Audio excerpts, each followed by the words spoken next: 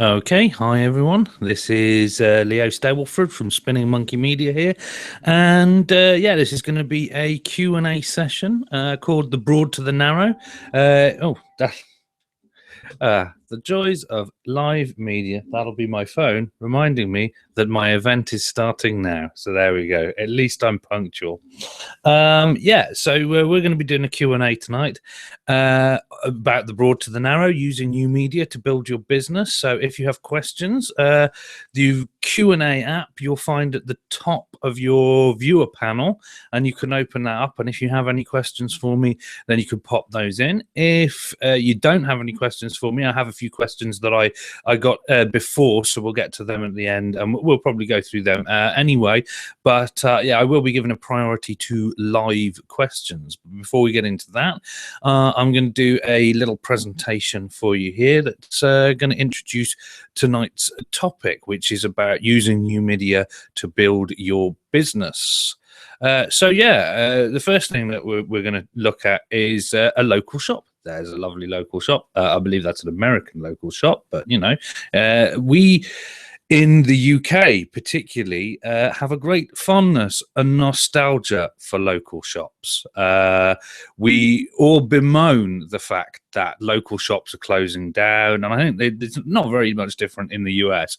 We like the concept of local shops. The problem is that we don't really like, one, the bother of going to a variety of different local shops to get all of our shopping. I mean, supermarkets put all the stuff that we need in one building. And the other thing that we don't like is the price. Now, this has changed around slightly in that these days you can have a sort of a boutique type shop that offers some kind of artisanal thing, like an artisanal baker or something like that, that kind of tries to revive or capitalize on a nostalgia of the local shop as it may once have been.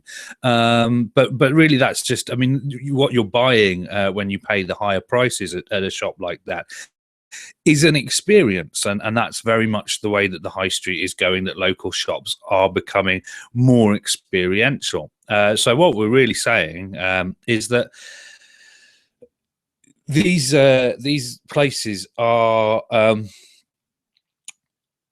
there to make you feel good, hence the little smiley ball, as opposed to a supermarket which is just serried ranks of cheap products.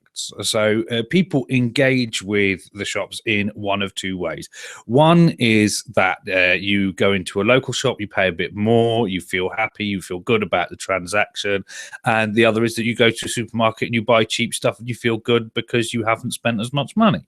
Now, there is slightly more to that, in that big businesses are like money hoovers for communities, that you go into a big store and you spend money, and that money gets bundled up, it's taken to a bank, and it essentially leaves the community at that point. Whereas when you use a local shop, where the people who are running it are also locals, you pay them money and they put it in the bank, but then they get it out and they spend it somewhere else locally. So it keeps money, it keeps the local economy alive, as it were.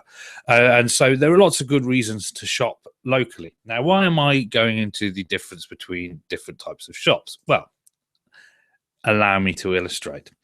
Traditionally, media broadcasting has run on this kind of megaphone model, where you have television, radio, any kind of media possibility has been in the control of a small group. You might be lucky enough to live in a country like the UK, where we have something like the BBC, which is not a government organization, but an organization funded by the public with a remit to be impartial and to offer improving programming and so on and so forth, which we pay for through a television licensing fee. But otherwise, you have media companies. The media companies produce programs they think people will watch, and then they sell advertising space, and it is controlled. It's a business. It's a big business, and that's just television. There's radio. Any usual type of media broadcasting is the same way as this. It's like someone with a megaphone, and as you can see in the picture that I've deliberately chosen a picture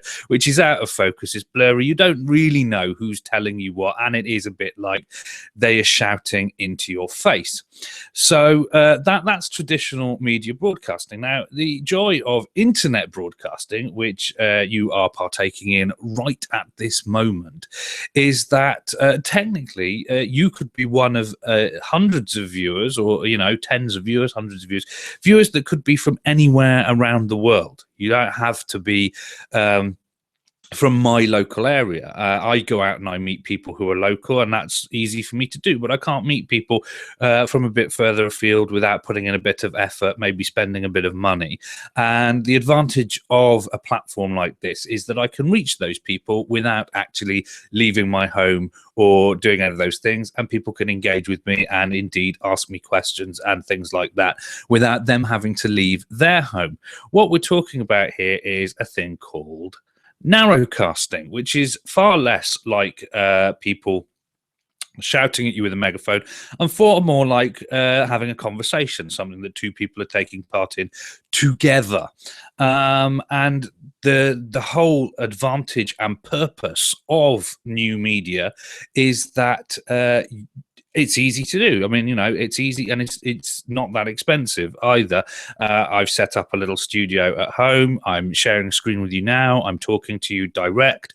It's all happening as if, I was running a television program or whatever, or a radio show or whatever, you care to mention, but I'm just happen to be doing it at home, and it can go out all over the world, the same as broadcasting.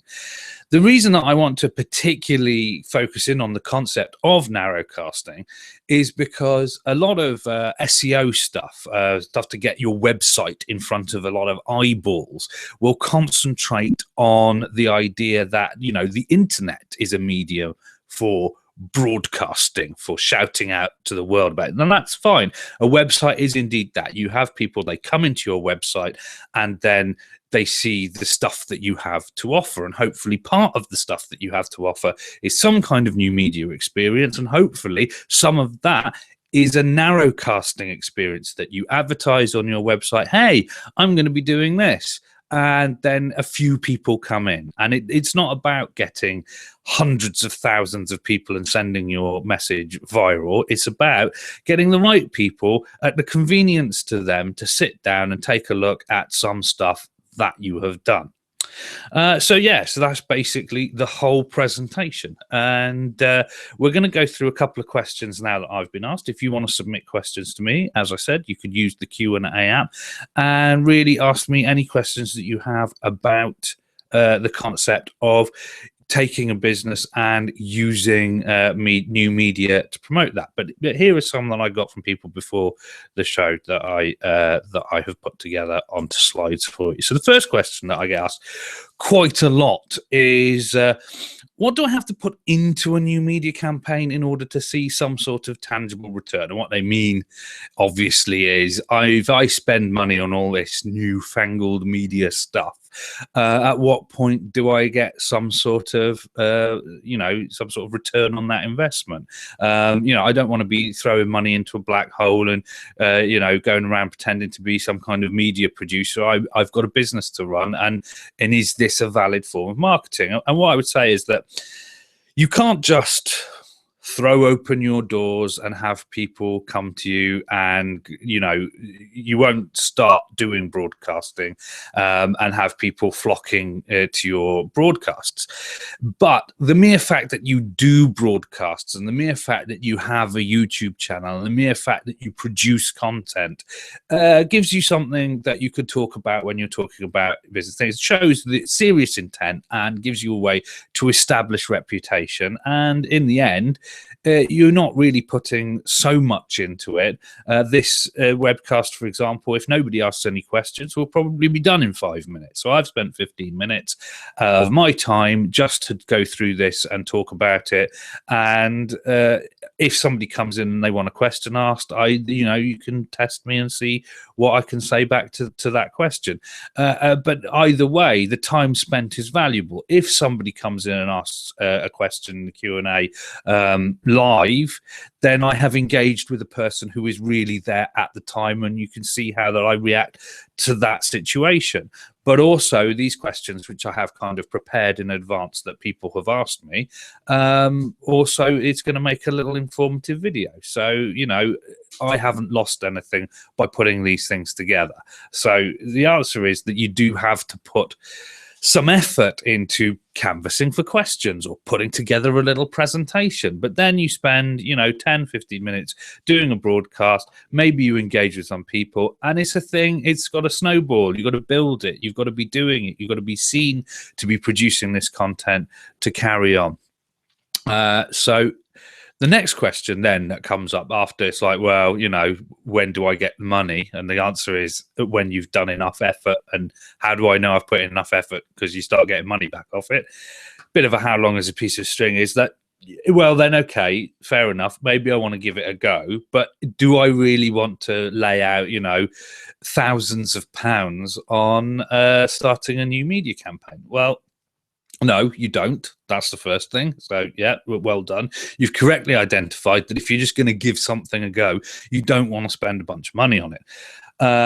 But you don't have to spend a fortune to do it. The equipment that's recommended comes to no more than, well, if you buy a really good editing package that does screencasting as well, that would be about £250.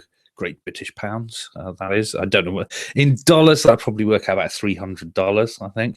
And then a sports camera, which does good HD, that'll set you back. Well, if you buy a GoPro, that's another couple of £100. But GoPros are for throwing yourself out of a plane or doing a scuba dive. If you're not going to be doing any of that, you can get cheaper, slightly less durable models that will be perfectly adequate for your purposes for somewhere in the region of £60. $80. So you've got a camera, you've got editing software. What else do you need? You might need a studio, you might need lights, you might need a mic. In the recent years, all of these things have come down in cost, and it really comes down to what you expect. Obviously, you will need a laptop, but if you're watching this, then I presume you have access to a computer.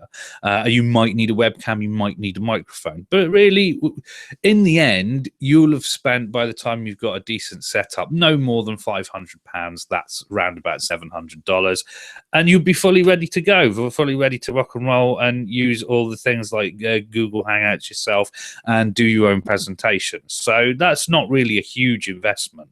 Some people spend more money on leafleting campaigns. So yeah, it's a considered risk. But and the thing is that although that's the sort of cost of the tangibles, the cost of a camera and editing platform and so on and so forth, there is the time investment that comes with it, and you have to spend time to make it work. So there is that problem, of course. And finally, this is a question that I get asked I've been asked a couple of times, that some people are worried that, putting yourself out there, if you do a leaflet drop or an email round robin or send out an actual letter, it's very unlikely that that is going to turn into a sort of insult match, or there's nowhere that people can tarnish your business's reputation just by leaving, nasty comments all over something that you've done. So really, that, I can't lie, it's a risk. You put stuff out there on the internet, and the internet is still largely unregulated, and there are tools on things like YouTube to report users for abusive comment and to flag comments and so on and so forth, which are things that you can do. But I think there is also the aspect that most people don't want to think about and want to sort of be in that space of it's not going to happen to me, of thinking, well, you know, nobody's ever actually for real going to target my business or harass me, but yet it happens in real life. You may find, and particularly if you run something where you have customers rather than clients, although clients can on occasion be just as bad, but customers, if they perceive that you have given poor customer service, then you have to deal with things like bad reviews and things like that. And those are real people who actually live in your community. And you do hear stories about people who run businesses, you know, on a high street, and then a few people, like, there comes to be a rift between the shop owners and some people in the community, and people don't know what to do. I mean, this is a real scenario that happens in real life. And I think that people underestimate how much of an emotional impact that can have. Now, if those people who've been running those businesses have been on the internet and then been the subject of internet abuse or trolling, they have like a test bed. I mean, somebody who's like some stranger hiding behind a username who's abusing you is of necessity less of an actual present threat than people in your community who don't like you. And it's a way to sort of thicken your skin and harder. This, you know, you've got to make you're giving lemons, you have to make lemonade. So although, yeah, it's a risk, I've not really come across it that often. And if it happens, and you're going to have to deal with it.